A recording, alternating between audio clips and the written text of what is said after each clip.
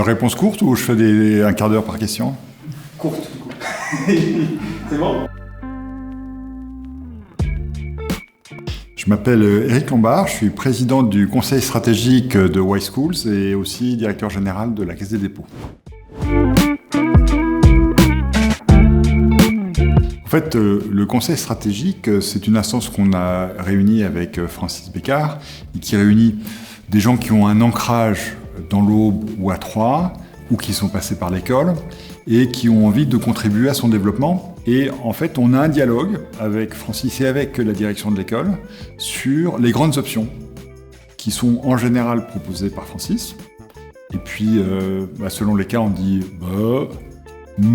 oui, génial. Et en fait, on a un dialogue très, très direct. On est impressionné. Quand on a commencé à suivre le projet à l'époque, l'École supérieure de commerce de Troyes, c'était une école qui n'était pas la mieux notée des écoles, dans une ville qui est une ville magnifique qu'on aime, mais qui n'est pas la principale métropole de la République, et qui avait un projet intéressant, mais qui était, disons, à son début. Et aujourd'hui, on voit un développement régional important, un développement dans les différentes formations prodiguées, un développement international avec l'Afrique, et puis un développement numérique en matière d'abord d'étudiants formés, c'est ça qui est important, mais aussi de revenus que ça génère. Donc on est impressionné. Ancrage régional, qualité de la formation et partage des savoirs.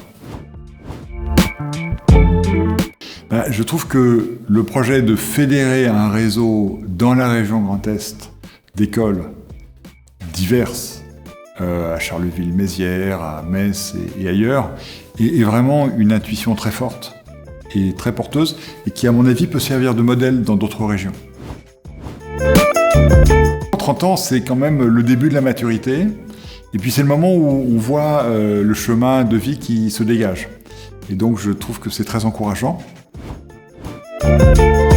Fais ce que tu aimes. J'imagine un monde qui aura profondément changé et qui aura fait l'essentiel de la transformation écologique.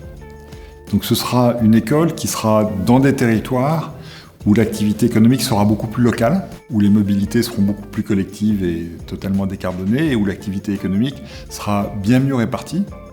Et donc, le projet va prendre encore plus d'ampleur, parce que dans 30 ans, la nécessité d'avoir des formations au plus près du terrain et adaptées à chaque problématique économique dans tel ou tel endroit, ça va prendre, encore une fois, une importance croissante. Et puis on aura le même sujet en Afrique, parce que dans 30 ans, l'Afrique sera probablement numériquement la première puissance du monde par le nombre de ses habitants, mais le développement économique, moi je suis optimiste, ce sera fait. Donc ce sera devenu un pays, peut-être pas riche, mais un pays où il y aura une classe moyenne très importante. Et donc l'idée de former les jeunes Africains qui vont arriver après sur le marché du travail va être un projet absolument essentiel et Wise Schools va aussi y jouer un rôle. Et puis il y aura une proximité qui va se développer nécessairement entre l'Afrique et l'Europe. Et donc Wise Schools va être un pont. Et les ponts et les fenêtres, c'est très utile dans la vie. Eh bien, ce qui est important, c'est les femmes et les hommes qui animent les projets, c'est les rencontres.